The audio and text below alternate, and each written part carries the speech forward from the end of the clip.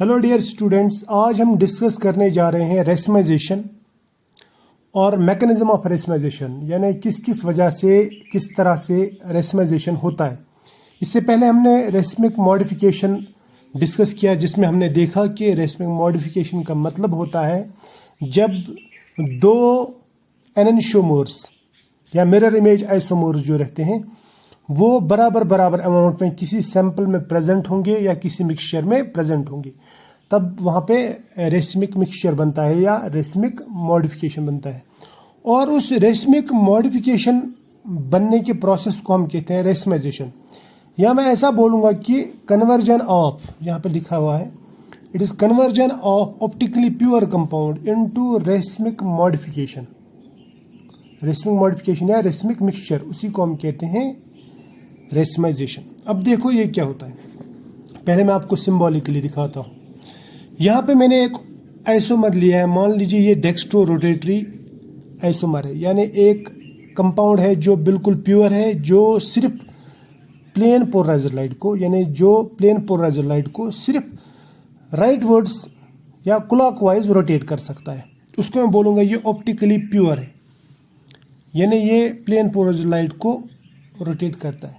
ये एक आइसोमर है, एक मिरर इमेज है। अब अगर मैं इसको कन्वर्ट करूं प्लस माइनस आइसोमर में, यानी इसमें अब इससे ये बनेगा, प्लस माइनस का मतलब इसमें ऐसा मिक्सचर बनेगा जिसमें डेक्स्ट्रो रोटेटरी कंपाउंड भी होगा और लीवो रोटेटरी कंपाउंड भी होगा, तो हम उसको बोलेंगे कि ये अब बन गया रेसमिक मिक्सचर, या मैं बोलूँगा इसको कहते हैं हम रेसमाइजेशन। अब रेसमाइजेशन होता क्या, देखो ये प्लस आइसोमर था, प्लस आइसोमर में से आधा कन्वर्ट हो गया माइनस आइसोमर में, माइनस ए में, यानी डेक्स्ट्रो से थोड़ा सा लीवो बन गया। और ये दोनों अगर बराबर बराबर अमाउंट में आ गए, 1:1 रेशियो अगर इनका हो गया, डेक्स्ट्रो कंपाउंड का और लीवो कंपाउंड का, तो तब हम इसको बोलेंगे रेसमाइजेशन, या मैं बोलूँगा ये बन गया रेसमिक मिक्सचर। समझ में आया? इसी को हम कहते हैं conversion of optically pure compound into racemic mixture is called racemisation. समझ में आया? अब देखो इसका मैं एक एग्जांपल बताता हूँ आपको। सपोज मेरे पास में 50 ग्राम ए है, 50 ग्राम ए, 50 ग्राम मगर प्लस ए ही है, एक आइसोमर है, एक एनेंशियोमर है, ठीक है, एक पर्टिकुलर एनेंशियोमर ए प्लस। इसको मैंने कुछ देर के लिए रखा, चाहे ये खुद से या फिर मैंने इसमें बेस डाला या फिर एसिड डाला, यानी रिएजेंट कोई डाला, या लाइट की वजह से या हीट की वजह से, अगर इसमें कुछ कन्वर्जन होता है, यानी 50 ग्राम में से 25 ग्राम प्लस ए रह जाता है और बाकी का जो 25 ग्राम है वो माइनस ए में कन्वर्ट हो गया।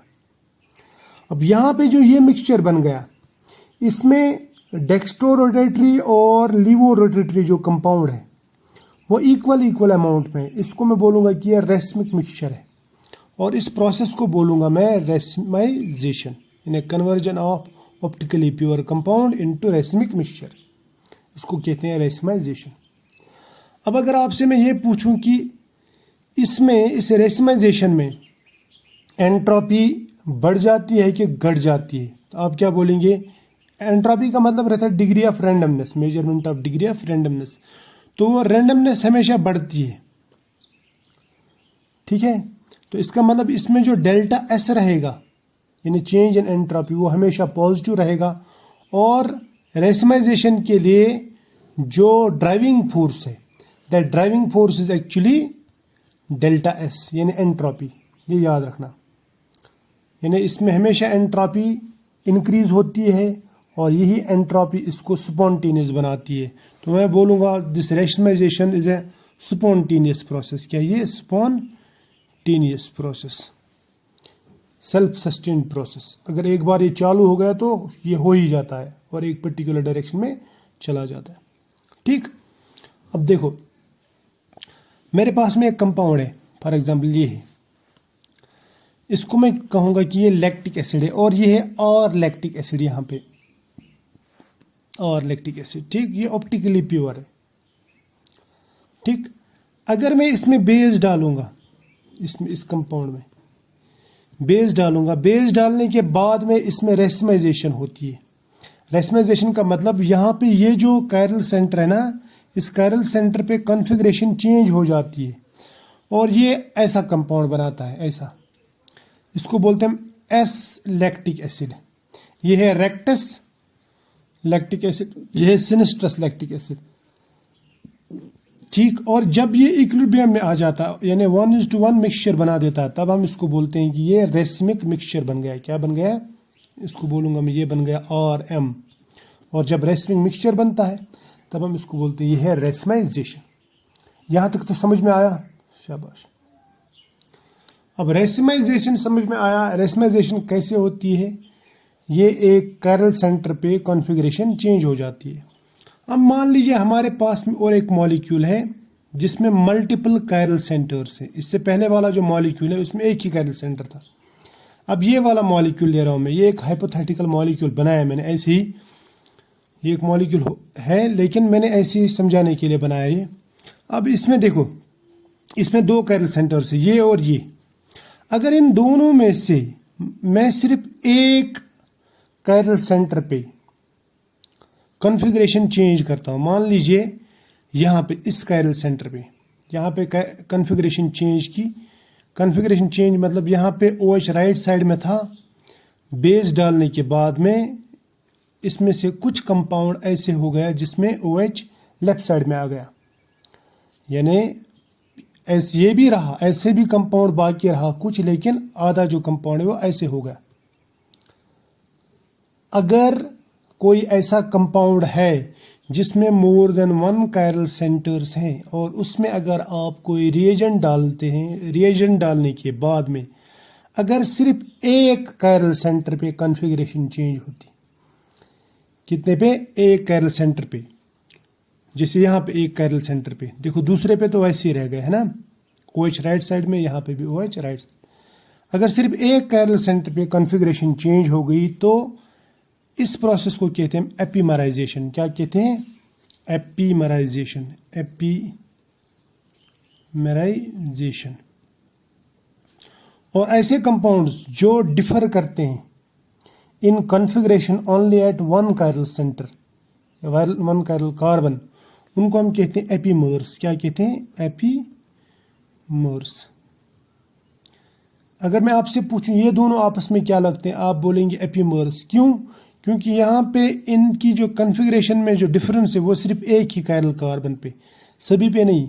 ऐसा जरूरी नहीं कि इसमें टॉप पे ही हो, टॉप पे ही जरूरी नहीं है, यहाँ पे भी हो सकता है, बॉटम के कायरल कार्बन पे भी। यानी ये ऐसे रहेगा यहाँ पे और ये चेंज हो जाएगा। इन्हें दोनों में से अगर सिर्फ एक चेंज हो जाए या 3 में से सिर्फ एक चेंज हो जाए, एक कॉन्फ़िगरेशन चेंज हो जाए, तब हम इसको कहते हैं एपीमराइजेशन। और इन कंपाउंड्स को कहते हैं आपस में एपीमर्स। यहाँ पे लिखा मैंने change only at 1 chiral carbon, right. अब मैं आपको और एक एग्जांपल देता हूँ जो बहुत ही इंपॉर्टेंट, ये इंपॉर्टेंट टर्म्स है जो मैं आपको साथ साथ बता रहा हूँ। यहाँ पे मान लीजिए मेरे पास में ये लैक्टिक एसिड है, ये R लैक्टिक एसिड है, इस पे मैंने बेस डाला और ये बना दिया S लैक्टिक एसिड। लेकिन इसमें से सिर्फ 40%, यहाँ पे देखो 100 में से सिर्फ 40% S बन गया, बाकी 60% ऐसे रह गया। इसको मैं बोल सकता हूँ कि रेसमाइजेशन बोल सकता हूँ, लेकिन ये जो मिक्सचर है it is not racemic mixture. फिर इसको क्या बोलेंगे? यहाँ पे R lactic acid S lactic acid में कन्वर्ट हो रहा है, यानी रेसमाइजेशन हो रही है, लेकिन रेसमिक मिक्सचर नहीं बन रहा है। क्यों नहीं बन रहा है? क्योंकि यहाँ पे ये बराबर बराबर अमाउंट में नहीं है, यहाँ पे 60% है, ये 40% है। ऐसे प्रोसेस को मैं रेसमाइजेशन के बदले में अगर ऐसा बोलूं एसिमेट्रिक ट्रांसफॉर्मेशन तो ज़्यादा बेहतर रहेगा। तो मैं इसको बोलूँगा एसिमेट्रिक ट्रांसफॉर्मेशन। समझ में आया? तो रेसमाइजेशन के बदले में क्या बोलूँगा मैं? बेहतर रहेगा एसिमेट्रिक ट्रांसफॉर्मेशन। और अगर मैं आपसे पूछूं इन दोनों का जो मिक्सचर है 60-40, क्या ये रेसमिक मिक्सचर है? नहीं, ये ऑप्टिकली इम्प्योर कंपाउंड है, optically impure but not racemic. यहाँ पे लिखा मैंने unequal amounts of enantiomers, this is called asymmetric transformation, जैसे मैंने यहाँ पे भी लिखा। ठीक है, अब रेसमाइजेशन कैसे हो सकती है? Racemization can be brought about by, या it can take place by following mechanisms या फॉलोइंग मेथड्स। कैसे? सबसे पहले अगर मैं किसी कंपाउंड को हीट कर दूं, क्या कर दूं? हीट कर दूं। सपोज यहाँ पे एक कंपाउंड है, ये इस कंपाउंड को गौर से देखो, इसमें ये ऑर्थो पोजिशंस पे जो COH और NO2 ग्रुप है ना, यहाँ पे भी और यहाँ पे, ये इन दो बेंजीन रिंग्स को ऐसे रोटेट नहीं होने देगा। ये जो बाइफिनाइल है ना, यहाँ पे सिंगल बॉन्ड पे तो कंपाउंड इजीली रोटेट होता है, लेकिन इन ग्रुप्स की वजह से, ये जो बल्कि ग्रुप्स है ना, इनकी वजह से यहाँ पे रोटेशन जो है वो रेस्ट्रिक्ट हो जाती है, वो रोटेशन होती नहीं। ठीक, ये हो गया एक। दूसरी बात, इसको आप गौर से देखो, इस बेंजीन रिंग को या फिनाइल ग्रुप को और इस फिनाइल ग्रुप को गौर से देखो। ये वाला जो फिनाइल ग्रुप है ना, इसमें ये पोर्शन हमारी तरफ आ रहा है, ये पोर्शन हमसे दूर जा रहा है। इसका मतलब ये जो फिनाइल ग्रुप है, इसका आधा पोर्शन पेपर के ऊपर और आधा पोर्शन पेपर के नीचे। ये मान लो ये ऐसे है, ऐसे जैसे मेरा ये हाथ है, और दूसरा जो फिनाइल ग्रुप है वो ऐसे है, इन प्लेन ऑफ पेपर, यानी ये दोनों एक दूसरे की बिल्कुल परपेंडिकुलर है। ठीक है, यहाँ पे रूम टेम्परेचर पे ये रोटेट नहीं कर सकता। क्यों नहीं कर सकता? Because of these bulky groups, these bulky groups will not allow this molecule to rotate about this single bond। समझ में आया ना? यहाँ पे सिंगल बॉन्ड है, रोटेट करना चाहिए था, लेकिन इस बल्कीनेस की वजह से नहीं कर पा रहा। अब अगर मैं इसी कंपाउंड को हीट करता हूँ, ध्यान रखना, हीट करता हूँ, तो हीटिंग से क्या होता है, यहाँ पे ये जो मॉलिक्यूल है, इसको एनर्जी मिलती है, इस बैरियर को क्रॉस करता है। यहाँ पे जो एनर्जी बैरियर था ना, इसकी स्टीरिक हिंड्रेंस की वजह से, रिपल्शन की वजह से, ये बैरियर क्रॉस होता है और ये रोटेट करना शुरू कर देता है। अब अगर ये रोटेट कर देगा, इसमें देखो, इसमें COH और NO2 ग्रुप नज़दीक दिख रहा है आपको, और यहाँ पे COH NO2 ग्रुप नज़दीक, लेकिन ये मॉलिक्यूल इसके बिल्कुल बरक्स है। यहाँ पे COH और COH एक साइड में, NO2 और NO2 एक साइड में। ऐसा कैसे हो सकता है? ये एक एनेंशियोमर है, ये दूसरा एनेंशियोमर है, ऐसे कैसे पॉसिबल है कि ये ऐसा हो सकता है? ऐसा इसलिए पॉसिबल है क्योंकि हमने हीट दे दी और हीट की वजह से इसको एनर्जी मिलती है और ये रोटेट करता है। समझ में आया ना? तो ये हो गया एक process, rotation about carbon carbon single bond यहाँ पे हो सकता है। ठीक है, बाय हीटिंग। अब दूसरा जो है वो मैं आपको दिखाऊंगा। दूसरा है ये, इसको मैं कहूंगा कि base catalysed enolisation. Base catalysed enolisation, देखो होता क्या है यहाँ पे। ये मान लीजिए यहाँ पे ये फिनाइल ग्रुप है, PH C double bond O, और यहाँ पे C, यहाँ पे C2H5 CH3। यहाँ पे कार्बोनिल के नज़दीक अल्फा हाइड्रोजन है, और कार्बोनिल ग्रुप के नज़दीक अगर अल्फा हाइड्रोजन रहे तो इसमें एसिडिक कैरेक्टर आता है, इन्हें इजीली रिमूव होता है। कैसे मैं बताऊँ? सपोज मैंने बेस डाल दिया, बेस इस प्रोटॉन पे अटैक करेगा, ठीक, यानी यहाँ से H2O निकलेगा बाहर, OH नेगेटिव और H पॉजिटिव। समझ में आया? इसका मतलब H जो है विदाउट इलेक्ट्रॉन्स आया, और ये जो इलेक्ट्रॉन्स है इसकी, ये यहाँ पे इसके साथ बॉन्ड बनाएंगे, इधर ये डबल बॉन्ड, और ये बॉन्ड इधर चला जाएगा। यहाँ पे मैंने ये नहीं बनाया, लेकिन मैं बना के दूंगा आपको। ये ऐसा है, मान लीजिए ये C सिंगल बॉन्ड ऑक्सीजन, यहाँ पे PH राइट, यहाँ पे डबल बॉन्ड, यहाँ पे C, यहाँ पे C2H5 और यहाँ पे CH3। यहाँ तक तो क्लियर है। अब देखो इसमें और इसमें फर्क है। यहां पे ये जो था ना ये कार्बन, इस पे 3 डायमेंशनल जियोमेट्री थी, 3D। ये हाइड्रोजन इस पेपर के पीछे जा रहा है, ये CH3 पेपर के ऊपर आ रहा है, ये C2H5 पेपर के प्लेन में। लेकिन यहाँ पे आप देखेंगे, यहाँ पे ये जो है ना ये दोनों bond in plane of paper है। तो इससे क्या होगा, इससे ये होगा कि कार्बन के ये इस तरह है, इस तरह मान लीजिए ये इस तरह है, हाथ जिस तरह मेरा हाथ है, ये प्लेन ऑफ पेपर। अब अगर इस कार्बन पे अटैक होगा, ये मान लीजिए कार्बन, कौन सा कार्बन, ये वाला कार्बन, इस कार्बन पे जब अटैक होगा, इस पे बैक साइड से भी अटैक हो सकता है, फ्रंट साइड से भी, यानी इस साइड से भी अटैक हो सकता है, इस साइड से भी। ये समझ में आया। अब देखो बेस डाला था मैंने, ये निकल गया, ये बन गया। अब आपकी आसाइश के लिए मैंने इसको ऐसे बनाया है, ठीक है, हालांकि ऐसा नहीं होता, ये सिर्फ आसाइश के लिए बनाया। अब इसमें आपको इजीली समझ में आ जाएगा। देखो ये नेगेटिव चार्ज जो है, ये नेगेटिव चार्ज कार्बन पे, इसमें प्रोटॉन यहां से भी अटैक कर सकता है, प्रोटॉन यहां पे भी अटैक कर सकता है। समझाने के लिए बोल रहा हूं मैं, ताकि इजीली समझ में आ जाए। अगर इसने फ्रंट साइड से अटैक किया, प्रोटॉन ने फ्रंट साइड से, तो अलग प्रोडक्ट बनेगा, बैक साइड से अटैक किया तो अलग प्रोडक्ट बनेगा। अब ये जो प्रोडक्ट बनेंगे वो इस तरह बनेंगे। इसको मैं थोड़ा सा दिखाता हूँ, या मैं ऐसा बताता हूँ आपको। ये जो दो प्रोडक्ट्स हैं ना ये बन गए, ये कैसे बनेंगी ये मैं दिखाता हूँ आपको। ये C सिंगल बॉन्ड ऑक्सीजन, ये PH, राइट, ऐसे बनाया था ना हमने। ये कार्बन, यहाँ पे C2H5, यहाँ पे CH3।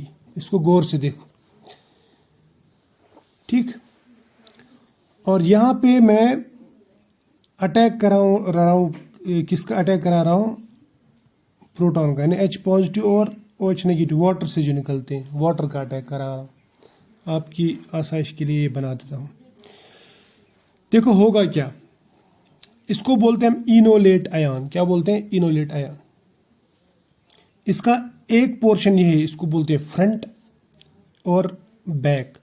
फ्रंट से और बैक से ये बिल्कुल खुला है, यहां से कोई भी अटैक कर सकता है। देखो ये नेगेटिव चार्ज आएगा वापस इधर, ये नेगेटिव चार्ज आएगा इधर कार्बन पे। तो जब कार्बन पे नेगेटिव चार्ज आएगा तो इसकी तरफ कौन अट्रैक्ट होगा, पॉजिटिव। तो पॉजिटिव यहां से भी अटैक कर सकता है, फ्रंट से भी, और पॉजिटिव यहां बैक से भी अटैक कर सकता है। तो दो ऑप्शन है हमारे पास। किस पॉजिटिव ने, H पॉजिटिव। अगर इसने फ्रंट अटैक किया तो ये बनेगा इस तरह का प्रोडक्ट, यानी हाइड्रोजन फ्रंट से आएगा और इन दोनों को पीछे धकेलेगा, जैसे इसने CH3 को पीछे धकेला वापस। और अगर इसने बैक साइड से अटैक किया, प्रोटॉन ने यहां से अटैक हुआ, तो इस तरह का प्रोडक्ट बनेगा ना, हाइड्रोजन पीछे से आ रहा है बैक साइड से। समझ में आया।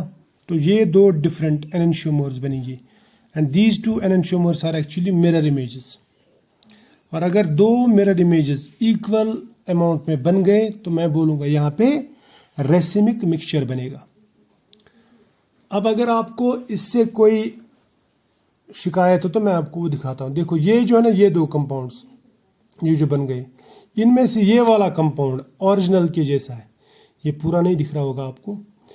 देखो ये है C डबल बॉन्ड, पहले ही दिखाता हूँ आपको। ये देखो ये ओरिजिनल है, इन्हें जो स्टार्टिंग मटेरियल, स्टार्टिंग कंपाउंड। उसके बाद में जब हमने बेस डाला तो हमको ये दो कंपाउंड मिल गए। ये और ये स्टार्टिंग ये सेम है, लेकिन ये वाला जो ये डिफरेंट है। समझ में आया ना। यहाँ पे हाइड्रोजन पीछे, यहाँ पे भी हाइड्रोजन पीछे, CH3 आगे, CH3 आगे, C2H5, C2H5, ठीक है। लेकिन इसमें उल्टा, इसमें हाइड्रोजन आगे, CH3 पीछे, जबकि यहाँ पे CH3 आगे, H पीछे। ठीक, समझ में आया, शाबाश। अब देखो और एक एग्जांपल दिखाता हूं मैं आपको। दूसरा एग्जांपल ये है, देखो ये कंपाउंड है, ठीक है, ये S फॉर्म में, इसको बोलूंगा S form of this compound. यहाँ पे OH, इधर देखो OH, ये कायरल सेंटर है यहाँ पे, आपको कायरल सेंटर पे नज़र रखनी, कायरल कार्बन है। यहाँ पे OH ऊपर आ रहा है, प्लेन के ऊपर, लेकिन जब हम इसमें बेस डालते हैं तो इसमें कुछ कंपाउंड जो है, कुछ यानी आधा पोर्शन इसका ऐसा बनता है जिसमें ये OH की कन्फिग्रेशन चेंज होती है। ठीक है, चेंज होती है। ये भी इनोलाइजेशन की वजह से ये होती है, यहाँ पे इनोलाइजेशन होता है, यानी ये OH पीछे चला जाता है। अब अगर ये दोनों इक्वल अमाउंट में रहे, ये दोनों मिरर इमेजेस हैं, अगर ये इक्वल अमाउंट में रहेंगे R और S, तो ये बनाएंगे रेसमिक मिक्सचर। अब देखो ये बनाता कैसा है। मैंने आपसे पहले ही कहा कि कार्बोनिल के नज़दीक जो अल्फा हाइड्रोजन रहता है वो एसिडिक रहता है। अगर हम इसमें बेस डालेंगे तो ये प्रोटॉन निकल जाएगा। ये प्रोटॉन जब निकलेगा तो ये इलेक्ट्रॉन पेयर इधर आएगी, राइट, इसके साथ बॉन्ड बनाएंगे इधर। देखो इलेक्ट्रॉन पेयर है, ये इधर जाएगी, इसके साथ बॉन्ड बनाएगी, और ये C डबल बॉन्ड O जो ये इधर जाएगा, जैसे यहाँ पे भी मैंने दिखाया। और ये हाइड्रोजन को मैंने ऐसे फ्लैट बनाया, फ्लैट दिखाया। क्यों? क्योंकि अब ये कायरल कार्बन नहीं रहा, इस पे अब 3 ही ग्रुप से, चौथा ग्रुप यानी हाइड्रोजन चला गया। अब ये जो ये नेगेटिव चार्ज है इसके साथ बॉन्ड बनाएगा और ये बॉन्ड इधर चला जाएगा, तो ये बन गया इनोल। ठीक है, यहाँ पे नेगेटिव चार्ज, इसको बोलूंगा मैं इनोलेट आयन। अब ये दोनों इक्विलिब्रियम में रहेंगे, है ना, क्योंकि इनोलेट जो ये यहाँ पे, अब यहाँ पे जो कॉन्फ़िगरेशन है वो फ्लैट कॉन्फ़िगरेशन है इस कार्बन पे, यानी यहाँ पे अटैक अब अगर प्रोटॉन करेगा भी, या तो वो फ्रंट साइड से करेगा यानी यहाँ से, या तो फिर बैक साइड से करेगा। ठीक, अगर प्रोटॉन ने अटैक फ्रंट से किया, फ्रंट, तो इसका मतलब प्रोटॉन हमारी तरफ रहेगा, फ्रंट पे रहेगा, और अगर और OH पीछे चला जाएगा। अगर प्रोटॉन ने अटैक बैक साइड से किया है, जैसे यहाँ पे बैक साइड से किया, तो इसका मतलब प्रोटॉन बैक साइड से रहेगा और OH फ्रंट पे रहेगा। ये बैक अटैक समझ में आया। अब इन दोनों का जो मिक्सचर है अगर इक्वल अमाउंट में रहेगा तो वो बनाएगा रेसमिक। क्या बनाएगा? Racemic mixture. यहां तक तो ठीक है। चलो अब यहां पे जो मैं लूंगा वो लूंगा बाय एसिड। ये भी इनोलाइजेशन है, इनोलाइजेशन। यहां पे भी इनोलेट आयन बनेगा, लेकिन यहां पे बनेगा एसिड से। जैसे हमने बेस में कंपाउंड लिया था वैसे यहां पे भी है। अब देखो इसमें फर्क क्या है, इसमें प्रोटॉन अटैक करेगा, वहां पे बेस ने अटैक किया था, यहाँ पे प्रोटॉन अटैक करेगा, यानी पॉजिटिव रिएजेंट। ये अटैक करेगा लोन पेयर पे। जो ही ये यहाँ पे अटैक करेगा ये इसके साथ बॉन्ड बनाएगा OH। तो इसका मतलब ये जो बॉन्ड है ये इस यहाँ पे इस पॉजिटिव चार्ज को बैलेंस करने के लिए इधर शिफ्ट होगा और ये बॉन्ड इधर शिफ्ट हो जाएगा। क्लियर? एक तरफ से प्रोटॉन एक्सेप्ट हुआ और दूसरी तरफ से ये प्रोटॉन इसने लूज किया, ये प्रोटॉन लूज किया, ये H पॉजिटिव लूज किया, ये वाला H पॉजिटिव। तो यहाँ पे बन गया इनोलेट। इसको बोलूंगा, इसको मैं बोल सकता हूँ इनऑल, जिसे सॉरी कीटो इनॉल। कीटो इनॉल जैसे टॉटोमेरिज्म होता ना वैसे हो गया ये। ठीक है, अब ये बन गया इससे। अब यहाँ पे देखो, इसको गौर से देखो, यहाँ पे ये नेगेटिव चार्ज वापस इधर आ सकती है और ये डबल बॉन्ड इधर नेगेटिव चार्ज में कन्वर्ट हो सकता है इधर, जैसे यहाँ पे। ठीक है, ये मैकेनिज्म तो हमको आता है। जब ये लोन पेयर इधर आएगी तो इस पे आएगा पॉजिटिव चार्ज, और ये डबल बॉन्ड जब इधर पे आएगा तो इस पे आएगा नेगेटिव चार्ज। अब ये जो इनॉल है ना, ये इनॉल इस कार्बन पे जो जियोमेट्री है इस तरह है, एक बॉन्ड इधर, दूसरा इधर, तीसरा इधर, यानी फ्लैट मॉलिक्यूल है। यहाँ पे ये फ्लैट है। अब इसके पेपर के पीछे का जो एरिया है वो फ्री है और पेपर के सामने यानी इधर आगे का जो एरिया है वो फ्री है। अटैक या तो फिर बैक साइड से होगा या फिर फ्रंट साइड से हो सकता है। किसका अटैक होगा? अब अटैक होगा प्रोटॉन का। प्रोटॉन का अटैक क्यों होगा? क्योंकि जब ये रेजोनेंस करता है तो इसके ऊपर नेगेटिव चार्ज आता है रेजोनेंस के दौरान। और अगर आपने GOC में जो रेजोनेंस वगैरह हमने पढ़ा या इलेक्ट्रॉनिक इफेक्ट्स, तो उसमें हमने देखा था कि रेजोनेंस की वजह से यहाँ पे नेगेटिव चार्ज आता है। देखो इस पे नेगेटिव चार्ज, इसका मतलब इस पे पार्शियल नेगेटिव चार्ज है, ये नेगेटिव सेंटर है, तो इस पे जो अटैक करेगा वो पॉजिटिव ही करेगा। ये मान लो ये OH नेगेटिव है और ये H पॉजिटिव है, तो अटैक इसका होगा प्रोटॉन का, या तो फ्रंट साइड से अटैक होगा या फिर बैक साइड से अटैक होगा। किसका? प्रोटॉन का। समझ में आया? या H पॉजिटिव का। अगर फ्रंट साइड से अटैक हुआ तो प्रोटॉन ऊपर रहेगा, अगर बैक साइड से अटैक हुआ तो प्रोटॉन पीछे रहेगा। Front side attack means proton जो हाइड्रोजन जो वो सॉलिड वेज बनाएगा, और बैक साइड मतलब वो ब्रोकन वेज बनाएगा। ओरिजिनल मॉलिक्यूल को देखो, ये है ओरिजिनल। अब इससे जो दो प्रोडक्ट्स हमें मिलेंगे वो इस तरह मिलेंगे। एक मिलेगा ये, यहाँ पे CH3 पीछे और हाइड्रोजन आगे। इसका मतलब प्रोटॉन ने कहाँ से अटैक किया? फ्रंट से, इसको बोलूँगा फ्रंट अटैक। यहाँ पे प्रोटॉन पीछे है, हाइड्रोजन पीछे है और CH3 आगे आया है, तो इसका मतलब ये जो अटैक है ये बैक साइड वाला अटैक। तो इस तरह दो कॉन्फ़िगरेशंस हमें मिल जाते, दो एनेंटियोमर्स हमें मिल जाते। इन दोनों का अगर मिक्सचर लेंगे हम तो वो बन जाएगा रेसिमिक मिक्सचर। समझ में आया? अब और एक मैकेनिज्म जो है वो है कार्बन रेडिकल इंटरमीडिएट मेथड। ये मैकेनिज्म ये कब कब होता है? ये हीट की वजह से हो सकता है, लाइट की वजह से हो सकता है, या फिर पैलेडियम सपोर्टेड ऑन कार्बन। इसका एक एग्जांपल लेते हैं कार्बन रेडिकल मैकेनिज्म का। जैसे यहाँ पे ये है, यहाँ पे कार्बन है, इसके साथ एक तरफ हाइड्रोजन, दूसरी तरफ पीएच मीन्स फिनाइल ग्रुप, यानी ये ऐसे, इसको बोलते हैं फिनाइल ग्रुप, राइट। और यहाँ पे CH3, ठीक। अब इसको अगर आप हीट करोगे या लाइट दोगे या palladium support on copper catalyst, तो इसमें यहाँ पे होमोलिटिक फिशन होता है। क्या होता है? Homolytic fission. होमोलिटिक फिशन का मतलब क्या रहता है? यानी एक इलेक्ट्रॉन जाएगा क्लोरीन के साथ, दूसरा रहेगा कार्बन के साथ। समझ में आया? अब अगर कार्बन के साथ एक ही इलेक्ट्रॉन रहा तो यहाँ पे जो टेट्राहेड्रल जियोमेट्री है ये कन्वर्ट हो जाएगी ट्राइगोनल प्लेनर जियोमेट्री में, यानी ये फ्लैट मॉलिक्यूल हो जाएगा।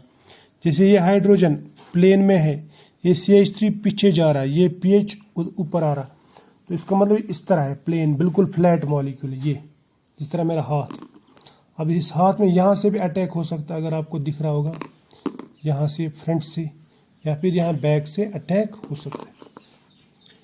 यानी ये जो कार्बन है इस पे अब एक ही इलेक्ट्रॉन रहा, अब इस इलेक्ट्रॉन पे, ये फ्लैट मॉलिक्यूल है ना, तो इसके यहाँ से भी अटैक हो सकता है या फिर यहाँ से अटैक हो सकता है, यानी ऊपर से या नीचे से, क्योंकि ये दोनों एरिया खुले हैं। समझ में आया? और यहाँ पे सिंगल इलेक्ट्रॉन है। देखो ये जो क्लोराइड अभी बना था ये भी वहीं पे है, ये वापस अटैक कर सकता है, या तो यहाँ से करेगा, सिंगल इलेक्ट्रॉन यहाँ पे बॉन्ड बनाएगा इस तरफ। अगर इस तरफ बॉन्ड बन गया तो हमें इस तरह की जियोमेट्री मिलेगी, जैसे ये मिल गया। लेकिन अगर क्लोरीन, अब इसके पास ऑप्शन है, क्लोरीन अगर अब यहाँ से आ गया नीचे से, यानी बैक साइड से बोलूँगा मैं, तो तब हमें इसकी उल्टी जियोमेट्री मिलेगी, वो मैं दिखाऊंगा आपको। देखो अगर फ्रंट अटैक हुआ, फ्रंट साइड से अटैक हुआ, या मैं ऊपर से बोलूँ ऊपर से अटैक हुआ, जैसे क्लोरीन और ये रेडिकल यहाँ से मिल गए, तो क्लोरीन और ये यहाँ से बॉन्ड बनाएंगे, ये सब नीचे झुक जाएंगे, ठीक। हाइड्रोजन इधर झुकेगा, CH3 इधर झुकेगा, PH इधर झुकेगा। लेकिन अब क्लोरीन अगर यहाँ से आएगा नीचे से, तो फिर ये ऊपर की तरफ जाएंगे, बेंड होंगे। और ये दोनों जो ना, ये दोनों बिल्कुल मिरर इमेजेस हैं एक दूसरे के। अगर आप इनको इधर रखोगे ना, ये एक दूसरे के मिरर इमेज आइसोमर्स हैं। तो इस तरह भी रेसिमाइजेशन होती है, ठीक है। अब और एक मेथड जो है वो है SN1 method, substitution nucleophilic unimolecular reaction जिसे आप कहते हैं, या मैं बोलूँगा कार्बोकैटायन इंटरमीडिएट मेथड। ये भी एक तरीका या मैकेनिज्म है जिससे रेसिमाइजेशन होती है। सपोज यही कंपाउंड जो हमने उधर पीछे बनाया था, वही कंपाउंड हम यहाँ पे लेंगे। अगर इस कंपाउंड को मैं इस तरह बनाता हूँ, क्लोरीन हमारी तरफ आ रहा है, हाइड्रोजन पीछे जा रहा है, CH3 इधर आ रहा है, मतलब प्लेन में है, और पीएच भी प्लेन में, यानी फिनाइल भी प्लेन। अगर आप इसमें लेविस एसिड डालते हैं, जैसे antimony chloride, zinc chloride, aluminium chloride वगैरह जो भी होगा, तो क्या होगा, ये एंटीमनी इसको क्लोरीन को यहाँ बाहर निकालेगा, यानी SbCl5 ये पूरा बाहर निकाल सकता है, Cl यहाँ पे Cl negative with electron pair. और अगर इलेक्ट्रॉन पेयर इसके साथ गई, यानी 2 इलेक्ट्रॉन्स थे, एक क्लोरीन का अपना, दूसरा कार्बन का, तो अगर दोनों इलेक्ट्रॉन इसके साथ गए तो ये बन जाएगा SbCl6 मगर नेगेटिवली चार्जड। ठीक, और पीछे क्या रह जाएगा, पीछे रह जाएगा ये CH3H और कार्बन इसके ऊपर आएगा पॉजिटिव चार्ज, क्योंकि इसने इलेक्ट्रॉन खोया है। ये बन गया कार्बोकैटायन, और कार्बोकैटायन फ्लैट रहते हैं, अब ये फ्लैट है। अब इस फ्लैट मॉलिक्यूल में, ये जो फ्लैट है बन गया अभी मॉलिक्यूल, इसमें क्या होगा, इसमें अगर अगर हम कुछ और नहीं मिलाएंगे, हम यही SbCl6 नेगेटिव ही रखेंगे इसमें, तो SbCl6 नेगेटिव क्योंकि अनस्टेबल है, ये वापस ब्रेक होगा, बनाएगा SbCl5 और Cl नेगेटिव, और ये Cl नेगेटिव वापस अटैक कर सकता है इस पर, या तो ये फ्रंट से अटैक करेगा, यानी अपनी तरफ से, अपनी जहां पे ये था, जिस तरफ से ये जुड़ा हुआ था उसी तरफ से वापस जुड़ेगा, या फिर ये बैक साइड से भी अटैक कर सकता है, क्योंकि अब इसके पास ऑप्शन है, यहां से भी अटैक कर सकता है। तो फिर अगर यहां बैक साइड से अटैक किया तो फिर इसकी उल्टी कॉन्फ़िगरेशन बनेगी, ये मैं दिखाऊंगा आपको। जैसे यहां पे अगर फ्रंट अटैक हुआ, फ्रंट, तो अपनी ही कॉन्फ़िगरेशन, यानी क्लोरीन यहां से अटैक करेगा फ्रंट से, जैसे यहां पे फ्रंट से अटैक करेगा यहां से, तो क्लोरीन फ्रंट पे ही रहेगा ऊपर, और हाइड्रोजन को पीछे धकेलेगा। अब अगर क्लोरीन ने पीछे से अटैक किया, क्योंकि ये फ्लैट मॉलिक्यूल है, फ्लैट यानी इसको आप यहाँ फ्रंट से भी अटैक कर सकते हैं और बैक साइड से भी। और क्लोरीन ने अगर, क्लोराइड बोलूँगा मैं, सॉरी, क्लोराइड आयन ने अगर बैक साइड से अटैक किया कार्बोकैटायन पे, तो उस सूरत में ये कॉन्फ़िगरेशन मिलेगी। अब ये दोनों कॉन्फ़िगरेशन जो ये बिल्कुल मिरर इमेजेस हैं, और अगर ये इक्वल अमाउंट में बन गई तो ये रेसिमिक मिक्सचर कहलाएगा। अब और एक जो मेथड है, दैट इज SN2 रेसमाइजेशन।